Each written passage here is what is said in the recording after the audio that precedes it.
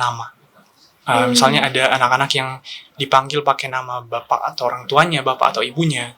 Dan itu merupakan salah satu contoh sederhana tindak bullying. Bukan bullying, itu adalah anak-anak yang ditreat di lingkungannya secara kekerasan. Oh, ada kasus kekerasan di daerah ini. Kita nih yang menjadi garda terdepan untuk menindaklanjuti hal ini, anti kekerasan terhadap anak, anti bullying, dan lain sebagainya. Seperti itu. Gitu. Dan kita juga secara aktif menjadi pelopor dan pelapor.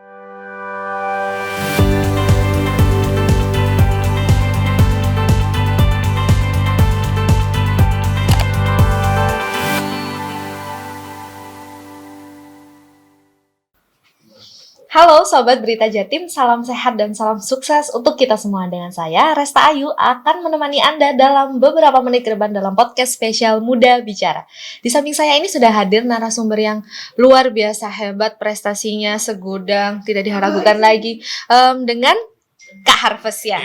Kak Harvest mungkin bisa memperkenalkan diri, nama panjang, alamat, nama ibu kandung, nggak boleh ya. Ya, perkenalkan diri dulu aja Mas Harvest. Oke, baik, halo. Jadi perkenalkan, nama aku Harvest Woluko. Saat ini merupakan mahasiswa baru Universitas Airlangga, program studi Teknologi Sains Data. Dan kalau domisili sebelumnya, aku asalnya dari Tomohon, Kota Tomohon, Sulawesi Utara. Jauh ya? Iya, dan saat ini domisilinya di Surabaya. Domisilinya di Surabaya. Ngekos atau apa? Ngekos. Daerah mana ini? Daerah Kalijudan, dekat kampus. Kita tetanggaan saat itu, tapi kita sekarang nggak tetanggaan. Ini prestasinya banyak banget Mas Harvest. Saya panggilnya Kak atau Mas enaknya nih? Soalnya bebas ya. Oke, Mas Harvest ini pernah dapat Youth Parliament Delegate ya? Iya. Itu apa itu Mas? Tentang prestasi apa ini? Itu Parlemen Remaja DPR RI. Jadi itu merupakan salah satu program dari DPR RI, Dewan Perwakilan Rakyat Republik Indonesia, di mana setiap provinsi mengirimkan perwakilan anak untuk menjalani simulasi menjadi anggota DPR RI di Senayan. Aku jadi pengen. Ya, gimana itu? Cara daftarnya gimana itu? Oke, kalau cara daftarnya mungkin bisa pantengin di Instagramnya di Parlemen Remaja. Cara daftarnya itu ada beberapa ketentuan. Itu kita disuruh kirim CV, bikin video kampanye, sama esai. Jadi penilaiannya dari 3 itu. Seperti itu. Dan kita ngapain di DPR RI? Kita simulasi jadi anggota DPR RI. Jadi kita belajar gimana sih sidang paripurna itu dilaksanakan, gimana pembentukan undang-undang itu seperti apa, kita duduk langsung di kursi DPR. Langsung duduk. Saat itu bisa jelasin nggak suasananya gimana? Kan kita kan taunya lewat media sosial aja ya soal kayak gambar-gambarnya. Saya nggak mau nyebut kayak pas sidang ini kegiatannya mereka ngapain, ada yang gimana gitu kan, yang sesuai apa ya istilahnya yang viral saat itulah ya. Kondisinya gimana? Apakah memang selama itukah bisa sampai menimbulkan seperti itu berita yang beredar? Iya, jadi kalau suasana di ruang sidang DPR RI itu sendiri memang mungkin satu hal yang paling sangat-sangat berkesan gitu mungkin ya. Itu ruangannya memang dingin dan sangat-sangat nyaman. Makanya kalau sama teman-teman, nah iya benar. Kayak kalau teman-teman Parlemen Remaja tuh mereka kayak, oh pantesan ya banyak yang tidur gitu. Nggak apa-apa ini ngomong gini. Nggak apa-apa ya. Intinya sih gitu. Kayak intinya nyaman, suasananya. Oh nyaman. Terus, tuh guys dengerin nyaman karena dingin. Iya. Dan suasananya memang menegangkan dan pembentukan undang-undang tuh bisa memakan waktu yang berjam-jam gitu. Makanya capek mungkin ya. Capek. Itu dari umur berapa sampai berapa bisa daftar? Itu SMA. Jadi dari kelas 1 SMA sampai kelas 2 SMA. Oke, aku gugur. Aku terlalu tua untuk ikut nih. Apa yang bisa kamu dapat dari ikut Duta DPR RI ini? Yang pertama mungkin relasi ya. Karena itu anak-anaknya dari seluruh Indonesia sehingga kita dapat nambah relasi. Sampai sekarang pun udah teman-temannya udah pada kuliah, kita masih sering ngobrol bareng. Aku dari Manado ke Surabaya, aku ketemu lagi sama teman-teman yang dari Parlemen Remaja Dapil Jawa Timur. Jadi kita kemana-mana tuh pasti ada temannya gitu. seperti itu. Jadi misal kita ke luar provinsi nih, provinsi ini, tinggal kontak aja temennya yang di provinsi itu. Jadi relasinya tuh tambah besar. Dan tentu yang kedua adalah mengetahui sih, lebih tepatnya gimana sih mekanisme di parlemen itu, seperti apa. Gitu. Gitu Oke. sih. Keren. Jadi mungkin kalau teman-teman biar tertarik ya, follow di Instagramnya aja ya, mungkin ngikutin Iya. perkembangannya. Ah, Dari kelas 1 SMA, 1 SMA sampai kelas 2 bisa daftar. kelas 2 bisa daftar. Itu Oke. biasanya di sekitar bulan Juni, Juli, Agustus lah pembukaan pendaftaran. Jadi Oke, bisa tahun depan ya tahun berarti depan ya. bisa banget untuk teman-teman ikut. Oke. Ini Mas Harvest juga ikut forum anak ya? Iya. Ya, forum anak ini gimana Mas kegiatannya sekarang?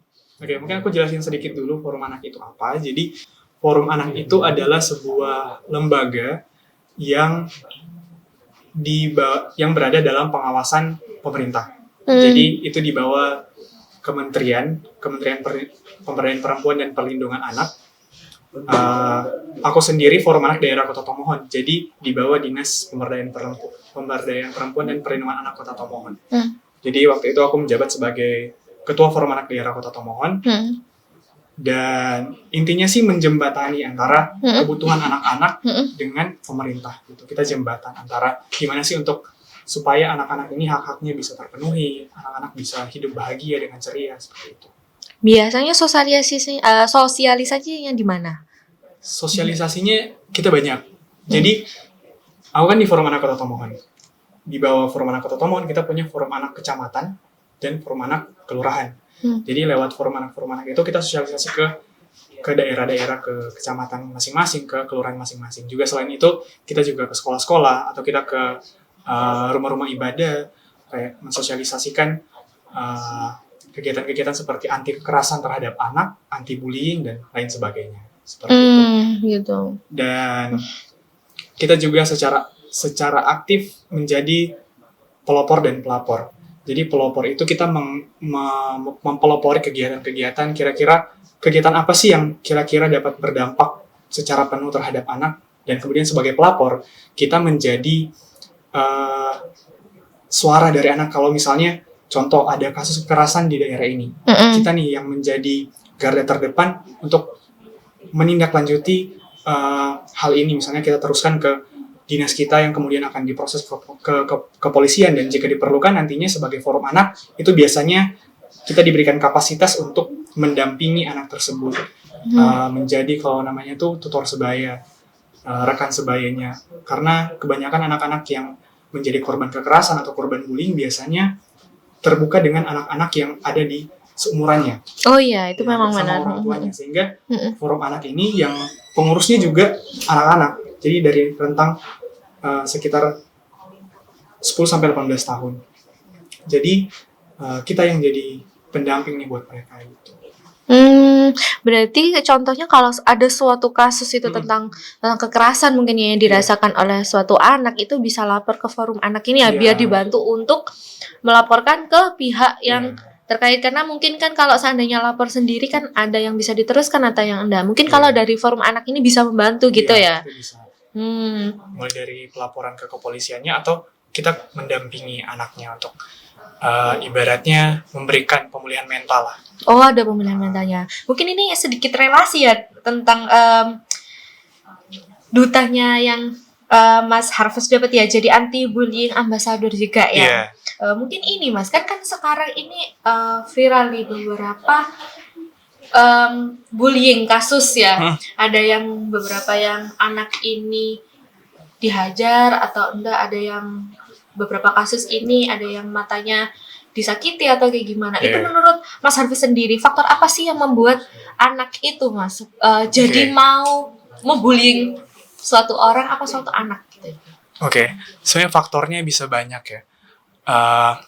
Kalau yang aku temuin sendiri di forum anak, biasanya anak-anak yang sering melakukan bullying itu adalah anak-anak yang ditreat di lingkungannya secara kekerasan.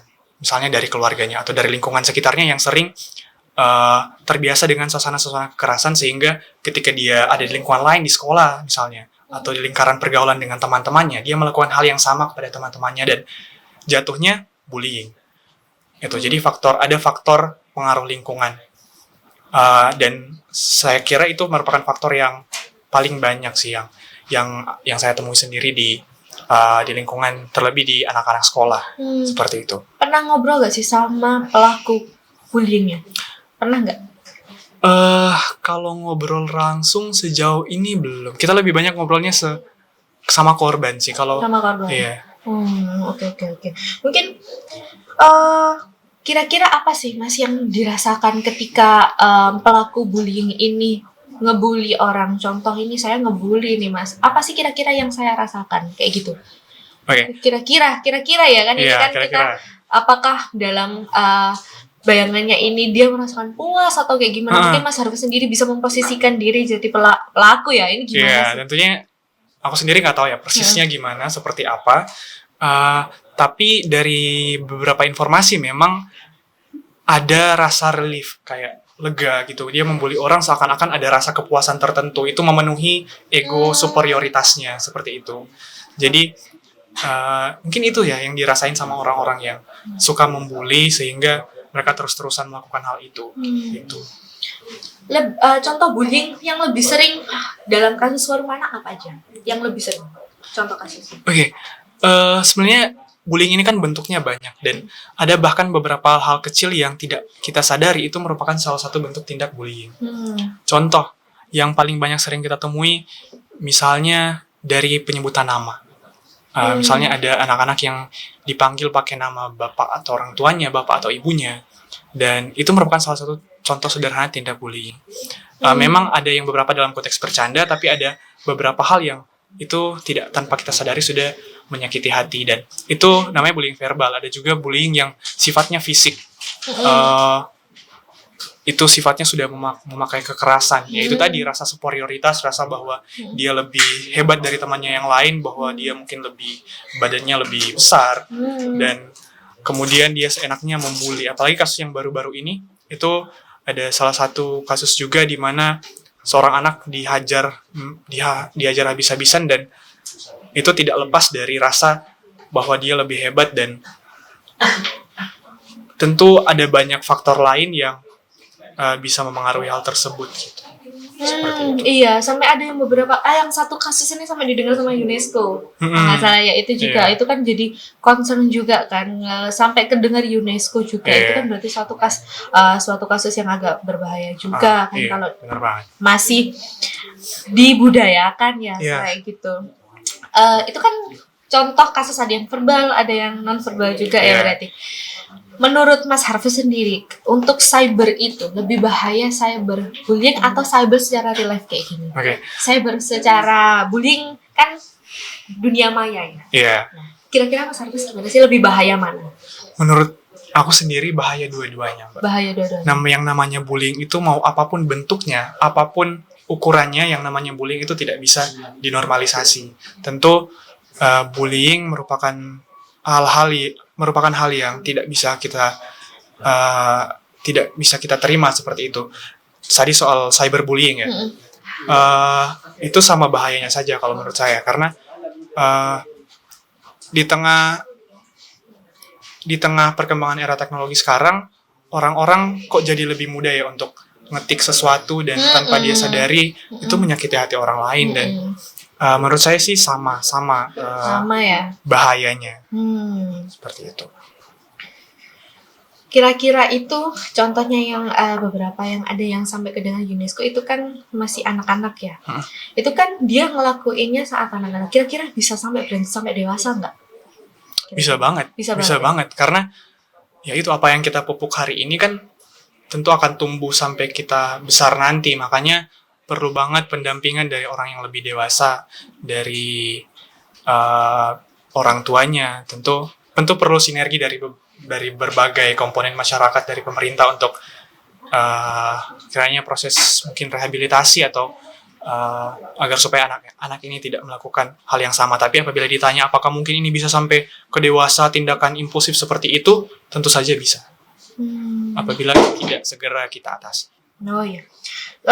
Ini kan mungkin teman-teman kan mungkin ada ini yang ibu-ibu yang dengerin atau adiknya atau gimana dengerin bahwa ini ada suatu delegasi forum anak ya.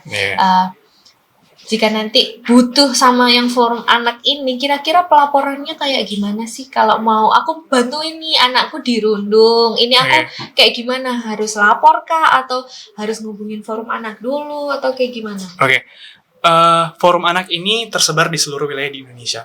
Jadi ada forum anak nasional, ada forum anak provinsi, forum anak kabupaten kota, forum anak kecamatan, dan forum anak desa kelurahan. Jadi sudah terintegrasi nih dari atas ke bawah. Dan untuk mekanisme pelaporannya sendiri tentu di tiap daerah berbeda-beda. Kalau di daerahku sendiri bisa lewat forum anaknya, kami ada di sosial media, kami juga punya call centernya sendiri, ada forum pengaduan juga. Dan sepertinya kurang lebih sama sih dengan daerah-daerah lain harusnya. Tentu bisa langsung melapor, jangan takut untuk melapor, karena contoh misalnya ada tindak bullying, itu harus segera ditangani, karena tentu akan berdampak panjang bagi mental si anak. Jadi untuk mekanisme pelaporannya sendiri bisa melalui dinas terkait. Kalau mungkin di seluruh Indonesia harusnya ada Dinas Pemberdayaan Perempuan dan Perlindungan Anak, forum anaknya juga ada, teman-teman bisa cari informasi di sana, dan kalau memang mau langsung, ya bisa langsung ke kepolisian, seperti itu. Tapi mungkin kalau ke kepolisian kan agak takut ya, teman-teman mungkin akan cari istilahnya backingan atau perbantuan dari forum anak, bisa ya? Bisa banget, gitu bisa ya. banget. Butuh bukti apa biasanya kalau forum mau ngelapor dibantuin forum anak? Apa harus ngirim bukti fisik atau cerita aja bisa nggak kira-kira? Nggak ribet sih kalau sepengalamanku di forum anak. Datang aja, cerita aja gimana. Nanti kemudian kalau soal bukti-bukti fisik dan sebagainya, itu yang akan kita bantu untuk proses ke pihak kepolisian. Oh, berarti gitu. Nanti akan diteruskan oleh forum anak sendiri ya. Oke. Kira-kira dari forum anak ini setelah melaporkan ya, Mas Harvest, ada nggak lanjutannya? Jadi apakah ada tindakan untuk membantu korban dari perundungan? Oke. Kalau soal pendampingan ya berarti. Pendampingan. Itu tergantung biasanya. Kita tidak bisa memaksa. Kalau misalnya anaknya memang tertutup, anaknya memang belum bisa ngobrol dengan kita biasanya nggak maksa. Tapi kalau memang anaknya butuh, entah dari orang tuanya yang bilang, ayo dong dampingin anak saya begini, itu biasanya langsung kita datangi. Tapi tentu itu kembali ke concern dari orang tua itu sendiri, apakah memang mau atau enggak gitu. Baru kemudian kalau memang mau, baru kita laksanakan pendampingan. Jadi bisa banget kalau mau pendampingan dari forum anak, itu bisa. Tapi kalau emang butuh waktu, mungkin kan kondisi mental orang beda-beda kan ya Kak. Jadi bisa banget kalau mau bantuan dari forum anak, seperti itu. Oke. Jadi teman-teman, itu tadi informasi yang mungkin akan berguna lah untuk beberapa orang ya. Jadi yang karena kan sekarang kan beberapa kasus udah muncul terus soal bullying. Ini Mas Harvest, saya tertarik loh lihat bajunya. Itu namanya beasiswa Mahagora ya? Beasiswa apa itu Mas maksudnya? Oke, jadi beasiswa Mahagora adalah sebuah program beasiswa dari PT Mahagora. Jadi PT Mahagora itu sendiri adalah salah satu perusahaan swasta di Surabaya, dan kebetulan puji Tuhan, alhamdulillahnya saya keterima beasiswa Mahagora, dan saya merupakan penerima beasiswa Mahagora batch ke-12. Jadi baru banget tahun ini berkuliah di Universitas Airlangga penuh dengan beasiswa. Gitu. Oke. Mungkin untuk teman-teman yang mau daftar untuk beasiswa Mahagora ini, gimana sih caranya? Atau sudah harus daftar kah atau gimana? Oke, jadi untuk beasiswa Mahagora sendiri kita sudah membuka pendaftaran nih Kak. Dari tanggal 1 September sampai dengan 1 November. Jadi tinggal ada waktu beberapa hari lagi untuk teman-teman yang mungkin mau untuk berkuliah dengan gratis lewat beasiswa, boleh banget buat daftar beasiswa kita. Dan syarat ketentuannya sendiri, itu kita terbuka terhadap teman-teman yang saat ini duduk di bangku kelas 12. Itu boleh banget buat daftar, sama lulusan tahun 2023 dan dengan tahun 2022.